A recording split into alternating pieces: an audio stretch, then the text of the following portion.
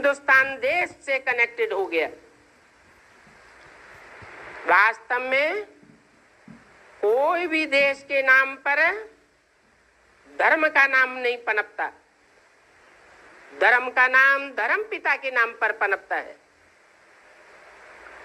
कोई को पता नहीं है कि ये भारत का आदि सनातन देवी देवता धर्म किसके द्वारा स्थापन हुआ। कहते हैं ब्रह्मा के द्वारा, ब्रह्मा के मुख से ब्राह्मणों की सृष्टि हुई, परंतु ब्राह्मणों में भी कोई आदि ब्राह्मण हुआ होगा ना। कोई तो ऊंचे से ऊंची स्टेज वाला चोटी का ब्राह्मण होगा ना। शास्त्रों में लिख दिया है ब्रह्मा के पहले पहले 4 मानस पुत्र हुए।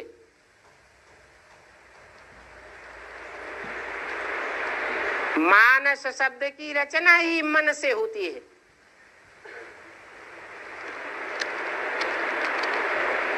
दस इंद्रियों से भी श्रेष्ठ मन गाया हुआ है। मन रूपी ब्रह्मा की मानसी सृष्टि में जो पहले पहले 4 ब्राह्मण उत्पन्न हुए, उनके नाम है सनातन, सनंदन, सनत कुमार। उन चारों में जो सबसे छोटा था वो ज्ञान में, योग में सबसे तीखा था, इसलिए उनको योगीश्वर की उपाधि मिली हुई है, जिनके द्वारा आदि सनातन देवी देवता धर्म की स्थापना होती है। सनत कुमार के द्वारा सनातन धर्म स्थापन होता है।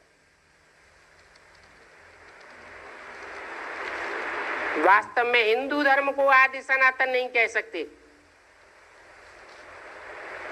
ये तो हिंदुस्तान का नाम है। तो वास्तव में हिंदू धर्म भी नहीं है, आदि सनातन देवी देवता धर्म था। वहां कंप्लीट पवित्रता, सुख शांति, हेल्थ, वेल्थ सभी कुछ था। अभी सब पुकारते रहते हैं हम पतित हैं, हे पतित पावनाओ। अब प्रश्न पैदा होता है कि पतित पावन कौन है? कृष्ण का तो नाम लेते ही नहीं है। पतित पावन के साथ राम सीता का नाम जुड़ा हुआ है। पतित पावन सीताराम। परंतु क्या त्रेता का 14 कला संपूर्ण राम, ये तो 2 कलाएं कम हो गईं। उनसे तो ऊंचे लक्ष्मी नारायण गाए हुए हैं। लक्ष्मी नारायण को 16 कला संपूर्ण, संपूर्ण अहिंसक, मर्यादा पुरुषोत्तम कहा जाता है। तो नारायण को पतित पावन होना चाहिए। परंतु फिर गीता शास्त्र में लिखा हुआ है, नर अर्जुन को ऐसा ज्ञान दिया जो नर से नारायण बना। तो सवाल पैदा होता है कि नारायण पतित पावन है या नारायण बनाने वाला पतित पावन है? अभी बाप आकर समझाए रहे हैं। ये गीता में बड़ी भारी भूल कर दी है, जो हे कृष्ण नारायण वासुदेव को ही पतित पावन समझ लिया है। कृष्ण और नारायण एक ही आत्मा के 2 नाम हैं। दोनों को ही 16 कला संपूर्ण कहा जाता है। 16 कला संपूर्ण बनाने वाला वो परमपिता परमात्मा पतित पावन ज्ञान का सागर है, क्योंकि वो जन्म मरण के चक्र में नहीं आता। इसलिए तीनों काल का ज्ञाता है, ज्ञान का सागर है। और वो ऊंचे ते ऊंचे धाम का वासी है। इस सृष्टि में तो जन्म मरण के चक्र में आने वाली आत्माएं पार्ट बजाती है और बार बार पार्ट बजाती है। वो तो इस सृष्टि में तब आता है जब सारी सृष्टि पतित तमो। इस समय कलयुग के अंत में तो अनेक धर्म है। कितनी अशांति, कितनी तमो प्रधानता है। नई दुनिया में ऐसे थोड़ा ही होता है। अभी तो ये संगम युग है, जबकि बाप आकर के राजयोग सिखलाते हैं। ऐसे नहीं कि बाप आकर के ब्रह्मा द्वारा राजयोग सिखलाते हैं और वापस चले जाते हैं, फिर हम राजयोग सीखते रहते हैं और राजपद पाई लेते हैं। नहीं, बाप खुद आकर के राजयोग सिखलाकर हम बच्चों को बेहद की राजाई दे करके जाते हैं। राजयोग के साथ कर्म, अकर्म और विकर्म की नॉलेज भी समझाते हैं।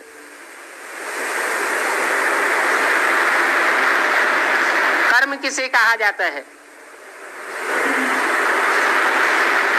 बाप की याद में रहते रहते श्रीमत के अनुकूल, बाप की मत के अनुकूल जो कर्म किए जाते हैं वो वास्तव में कर्म की संज्ञा में है। और जो सिर्फ बाप की याद में रह करके कर्म किए जाते हैं अथवा आत्म की स्थिति में रह करके कर्म किए जाते हैं, वो अकर्म बन जाते हैं। जैसे कि देवात्माएं सतयुग में बाप को याद नहीं करती हैं, सिर्फ आत्म की स्थिति में स्थित रहती हैं। देवान में न रहने के कारण उनका कोई भी कर्म नहीं बनता और सुकर्म भी नहीं बनता, क्योंकि देह के आधार पर ही सुकर्म बनता है और देह के आधार पर ही विकर्म बनता है। परंतु आत्म की स्थिति में स्थित रहने से देवताओं के कर्म अकर्म बन जाते हैं, ब्राह्मण देवताओं के भी कर्म अकर्म बन जाते हैं।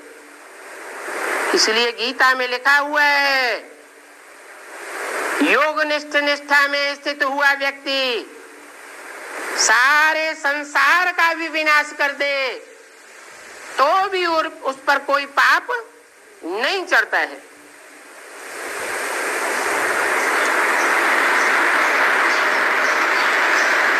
तो बाप ऐसी युक्ति बताते हैं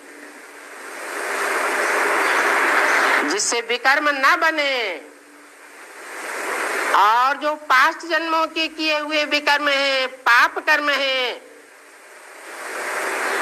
वो भी दग्ध हो जाए।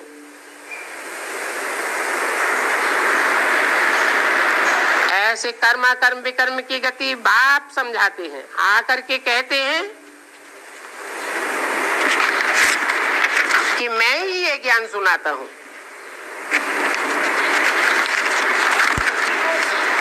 और कोई की बुद्धि में कर्म अकर्म विकर्म का सच्चा ज्ञान है ही नहीं। 6-8-68 की वाणी का 3रा पेज। और मैं इनके बहुत जन्मों के अंत में आता हूं। इनके माने बहुवचन, कम से कम 2 आत्माएं हैं, राम और कृष्ण, जो षष्ठी रूपी रंगमंच पर हीरो हीरोइन का पार्ट बजाने वाली आत्माएं हैं। इनके बहुत जन्म अर्थात 84 जन्मों के अंत में आता हूं। अंत में भी नहीं कहे, कहते हैं अंत के भी अंत में आता हूं। बहुत जन्म हुए 84 और 84 जन्मों का अंत वानप्रस्थावस्था 60 वर्ष और उस वानप्रस्थावस्था का भी अंत, उसको कहें अंत के भी अंत में, अर्थात जब ब्रह्मा की आयु पूरी 100 वर्ष होती है, जहाँ मृत्युलोक में ब्रह्मा समाप्त हो जाता है। मृत्युलोक वासियों की पूजा नहीं होती है, इसलिए ब्रह्मा की भी पूजा नहीं होती है। मूर्तियां नहीं बनती हैं, मंदिर नहीं बनते हैं।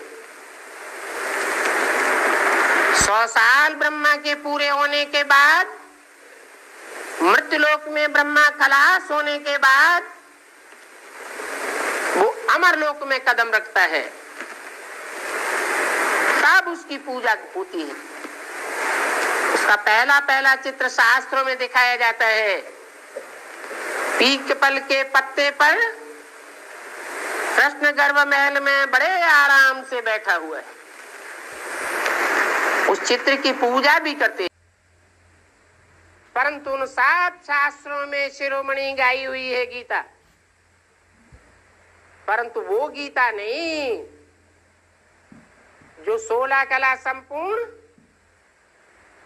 कृष्ण के द्वारा गाई हुई बताई जाती है। वास्तव में कृष्ण वाली आत्मा या कहो नारायण वाली आत्मा, बात तो एक ही है। ये 16 कलाओं में संपूर्णता की निशानी दिखाई जाती है, परंतु भगवान तो कलातीत है। शास्त्रों में गाते भी हैं कलातीत कल्याण कल्पांतकारी। वो कल्प के अंत में ही आता है, जब सारी दुनिया में कलाहीनता हो जाती है, कोई कला नहीं रहती,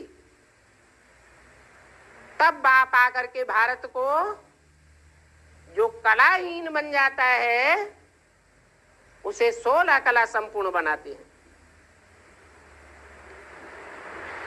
तो सारा मदार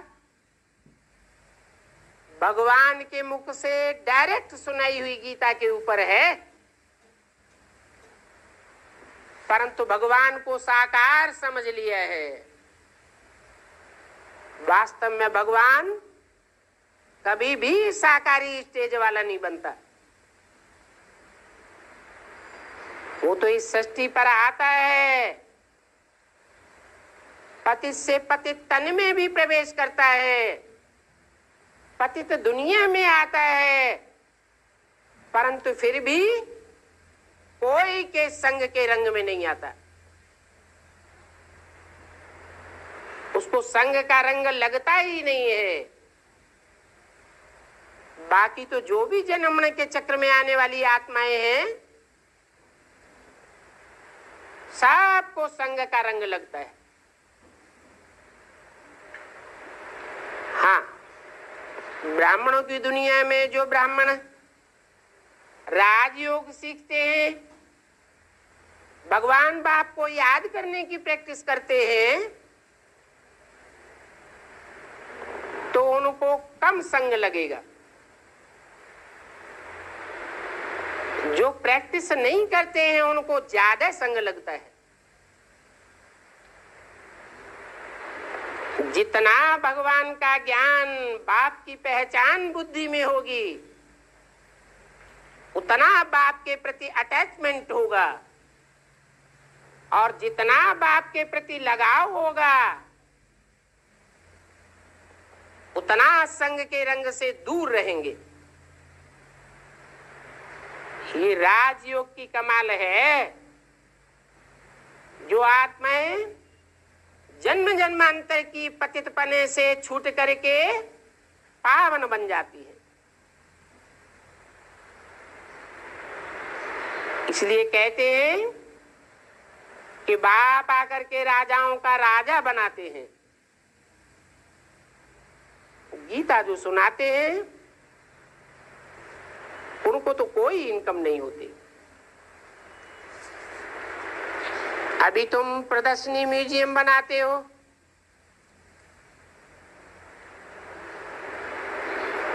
परंतु जो आते हैं समझने के लिए वो ब्रह्मा कुमारियों का भी अर्थ नहीं समझते।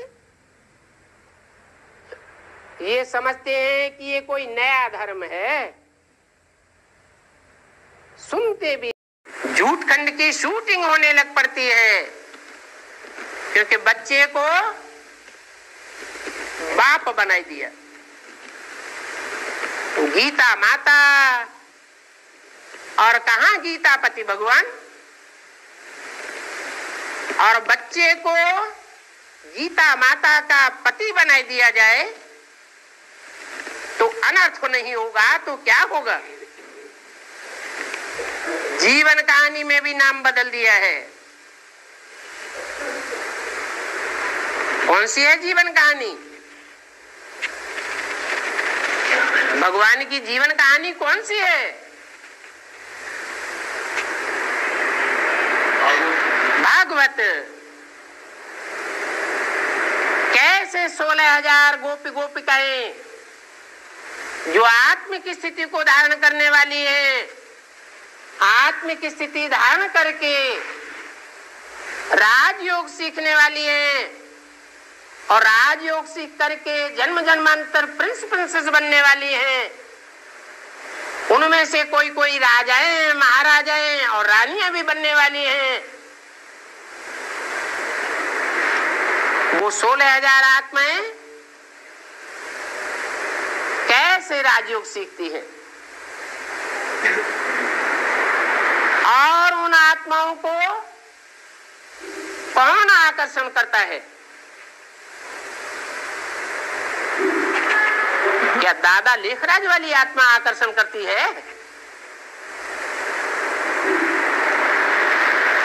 या राम वाली आत्मा आकर्षण करती है? अरे ये आत्माएं तो कलयुग के अंत में खुद ही तमो प्रधान बन जाती हैं।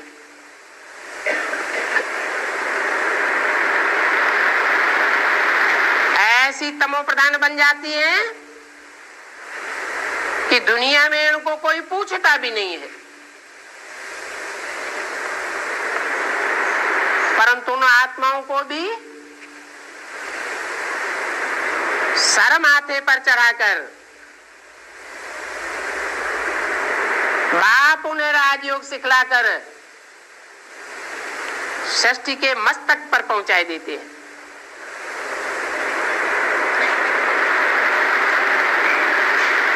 तो जीवन कहानी वास्तव में निराकार बाप की है। जो निराकार बाप साकार मनुष्य तन में आकर के साकार स्वरूप धारण करने वाले देवता दैवी आत्माओं को आकर्षित करता है। इसलिए भक्ति मार्ग में ये गायन चलता है, देखने में भी आता है कि जब गीता ज्ञान सुनाते हैं, गीता का पाठ होता है तो इतना मजमा इकट्ठा नहीं होता है, परंतु जहां भागवत कथा होती है वहां मजमा लग जाता है। कहां की यादगार है? संगम युग की यादगार है कि भगवान बाप जब बाप के रूप में संसार में प्रत्यक्ष होता है तो हजारों हजार गोप गोपिकाएं उससे आकर्षित होकर के भागने लग पड़ती हैं। लोगों को बड़ा अजूबा गरूबा लगता है और बाप की प्रत्यक्षता हो जाती है। ये बाप की शक्तियां हैं। आत्मा शक्ति स्वरूप है। शिव की शक्तियां हैं जो बाप को प्रत्यक्ष करती है।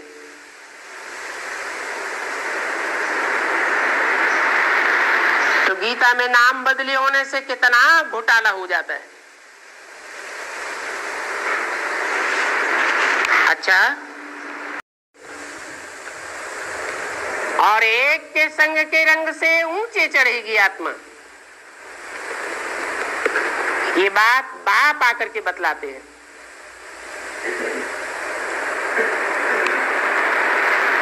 बाप के ज्ञान से भी बाप की पहचान होती है, और कोई ये बात आकर बताता ही नहीं। बेसिक नॉलेज में बताते थे, एक बिंदी को याद करो। कैसे पता चलेगा कि वो एक बिंदी कौन सी है? बिंदी बिंदी तो सभी मनुष्य आत्मा, कीड़े मकोड़े पशु पक्षी सभी तो बिंदी है। कौन सी बिंदु को याद करने से हम सतो प्रधान बनेंगे? कैसे पता चले? तो बाप को आकर के बतलाना पड़ता है कि जैसे वो धर्म पिताएं हैं, उनके भी अपने अपने तख्त होते हैं जिनमें आकर के प्रवेश करते हैं, धर्म की स्थापना करते हैं। जरूर जितना ऊंचा धर्म पिता होगा उसका तख्त भी उतना ऊंचा और पावरफुल होगा। वो तो धर्म पिताएं हैं, मानवीय धर्म पिताएं हैं, परंतु ये तो उन धर्म पिताओं का भी बाप है। ये बापों का बाप है, ऊंचते ऊंचे हैं। ये तो जरूर ऊंचते ऊंचे रथ में आते होंगे। ऐसी आत्मा में आकर प्रवेश करते हैं जो सृष्टि में सब धर्मों में गाई हुई है। क्रिश्चियन लोग उसे एडम कहते हैं, मुसलमान उसे आदम कहते हैं, जैनी उसे आदिनाथ कहते हैं, हिंदुओं में उसे आदिदेव कहा जाता है, सिखों में उसे आदि पुरुष कहा जाता है, अकाल पुरुष कहा जाता है, जिसको कोई काल खाते हुए देख नहीं पाता। ऐसे अकाल पुरुष में प्रवेश करता हूं और प्रवेश करके इस मनुष्य सृष्टि की सभी मनुष्य आत्माओं को संदेश देता हूं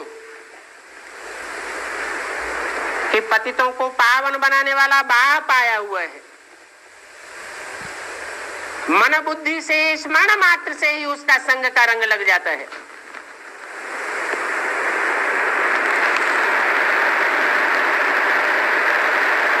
फिर अपनी अपनी बैटरी के खींचने की पावर की बात है। बाकी मैं तो एवर प्योर हूं, सतो प्रधान हूं, सदा शिव हूं, सदैव ही सतो प्रधान हूं। बल लोग कहते हैं कि प्राचीन भारत का योग, परंतु वो तो समझते नहीं है कि वो राजयोग किसने सिखाया था। कृष्ण का नाम देकर के गीता को खंडन कर दिया है। बाप की जगह बच्चे का नाम डाल दिया है और उस बच्चे का नाम डाल दिया है जो सृष्टि का पहला पत्ता बनता है। कहाँ मनुष्य सृष्टि का पहला पत्ता और कहाँ उस पत्ते को जन्म देने वाला बीज,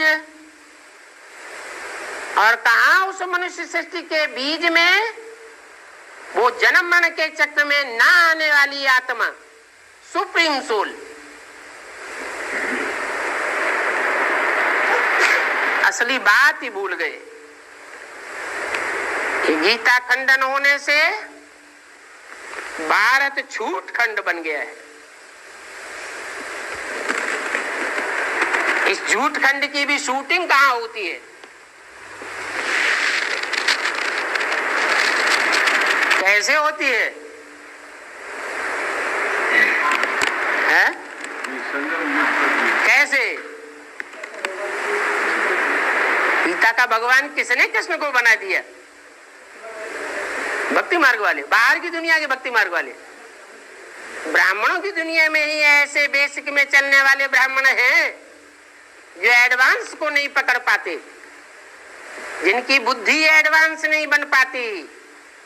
वो समझते हैं कि दादा लेखराज ब्रह्मा जो कृष्ण की आत्मा है, जो सतयुग में पहला पत्ता बनता है मनुष्य सृष्टि का, वो ही गीता का साकार भगवान है। इसके अलावा भगवान का कोई दूसरा रूप नहीं हो सकता।